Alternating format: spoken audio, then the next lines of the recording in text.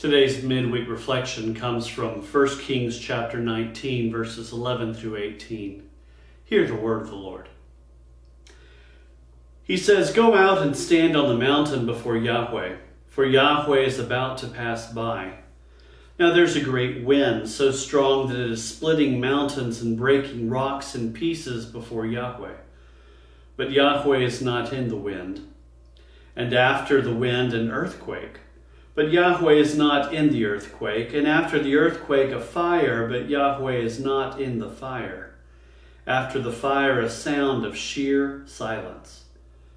When Elijah hears it, he wraps his face in his mantle and goes out and stands at the entrance of the cave.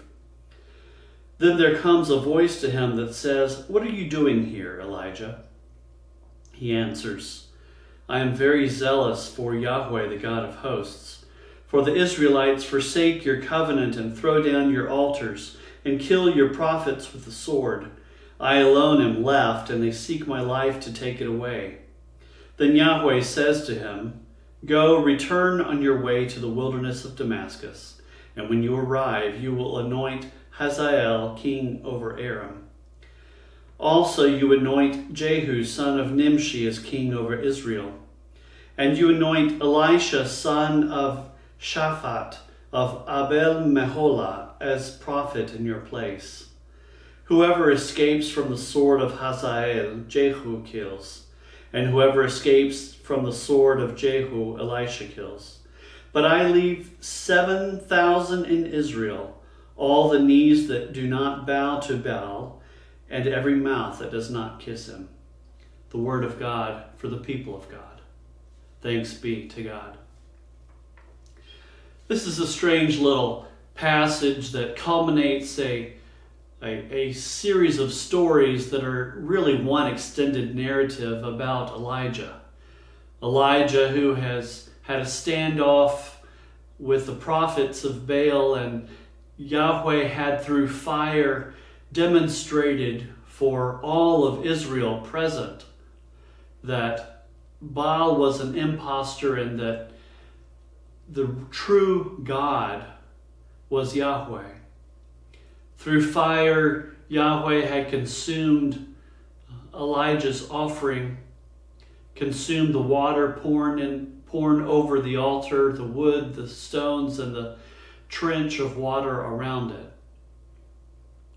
And so we would expect, as Elijah finds himself now at Horeb, at the mountain of God, that it would be in fire that Yahweh would show the presence of God. And yet God's presence does not come to Yahweh in the visible, discernible means that might be expected. It does not come in a demonstration of power. It does not come in the visible trappings of force.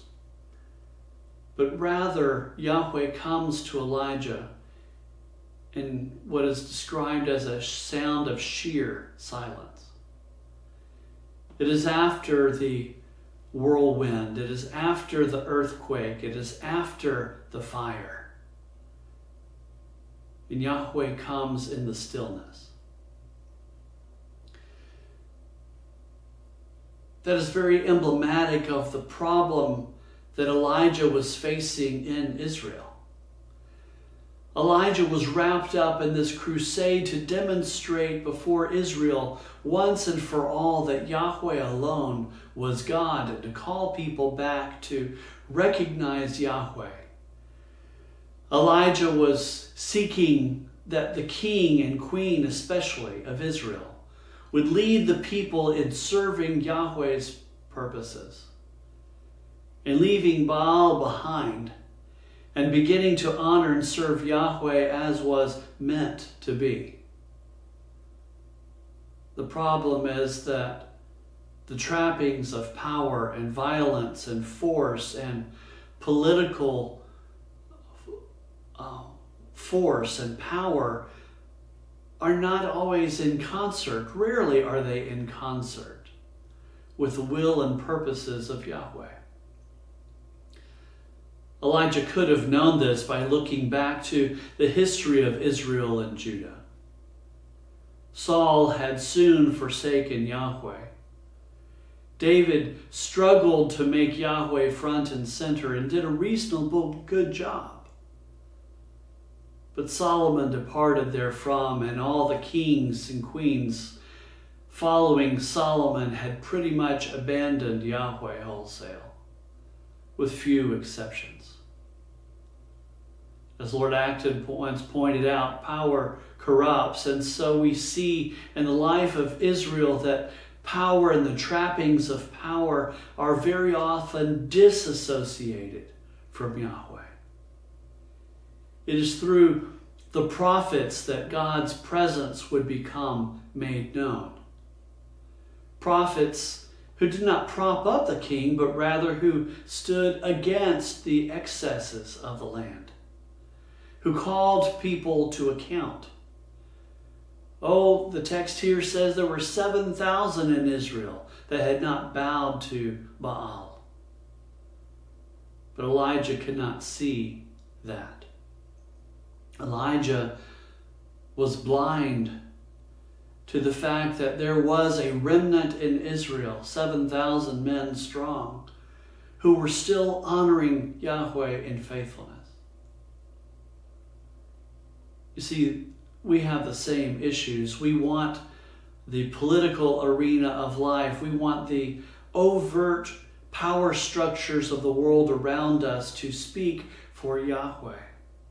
And we are tempted as Elijah to tie the worship of God to the structures of life all around us, the structures of power and force and coercion.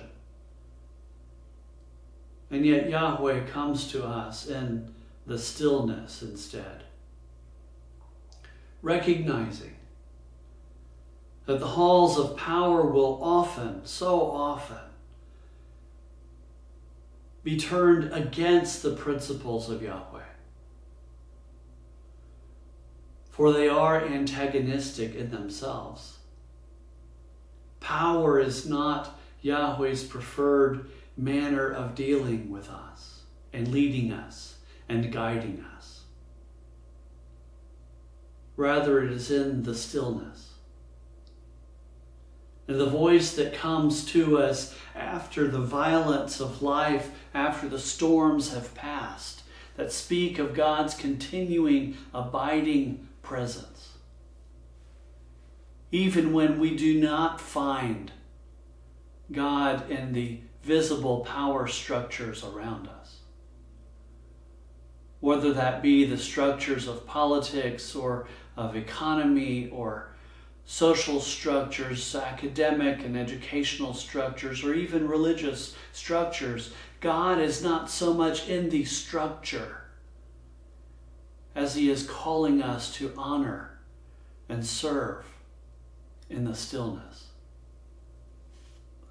Despite the excesses we may find in the institutions that we create, Yahweh's presence goes before, does not call us to abandon those structures and institutions, but makes full recognition that in themselves they are not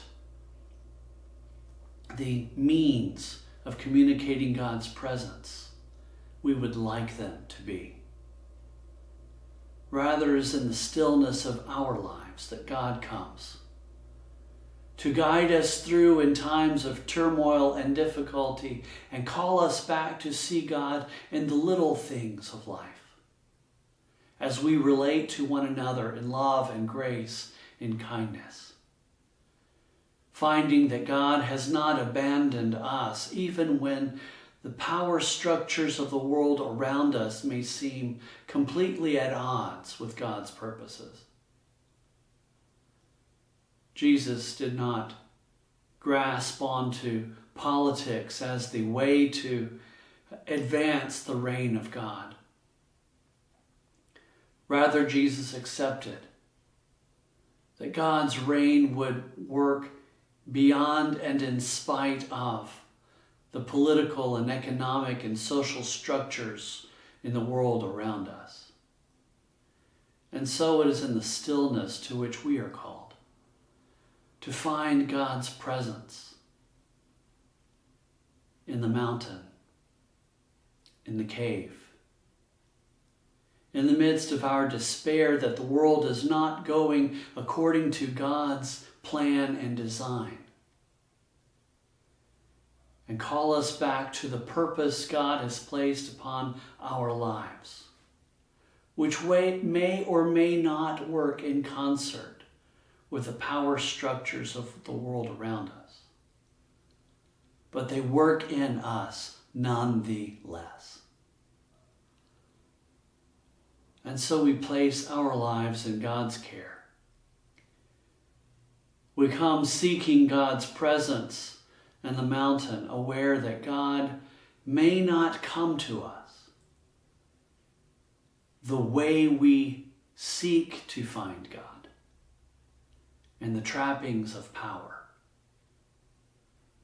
But in the stillness, when all is said and done, when disaster has struck at every hand, God's presence is there still, abiding, caring, protecting, and calling us onward to continue serving God alongside the others who are also faithful, even when we fail to see them in the halls of power.